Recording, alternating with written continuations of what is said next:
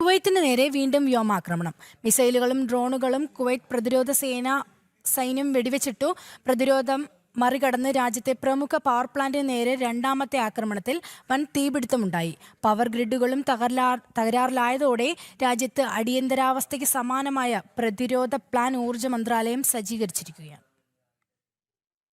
ഇറാന്റെ ഭാഗത്തു നിന്നുണ്ടായ ആക്രമണങ്ങൾക്കെതിരെ കനത്ത പ്രതിരോധം തീർക്കാൻ സാധിച്ചെങ്കിലും തന്ത്രപ്രധാനമായ ചില മേഖലകളിൽ ആക്രമണത്തിന്റെ ആഘാതം പ്രതിഫലിച്ചു. കുവൈറ്റിലെ പ്രമുഖ വൈദ്യുതി ജലശുദ്ധീകരണ പ്ലാന്റിന് നേരെയാണ് 2 ദിവസത്തിനിടെയുണ്ടായ രണ്ടാമത്തെ ആക്രമണം പതിച്ചത്.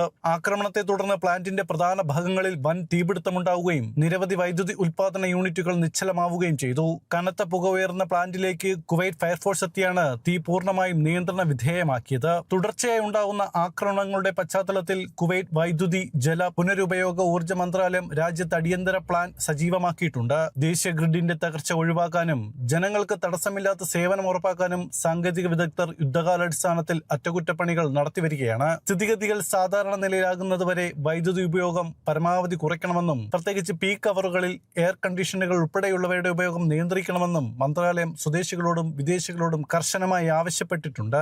മേഖലയിൽ അമേരിക്കയും ഇറാനും തമ്മിൽ നിലനിൽക്കുന്ന കടുത്ത സൈനിക നീക്കങ്ങളാണ് ഇപ്പോൾ കുവൈറ്റിന്റെ അതിർത്തികളിലേക്കും വ്യാപിക്കുന്നത്.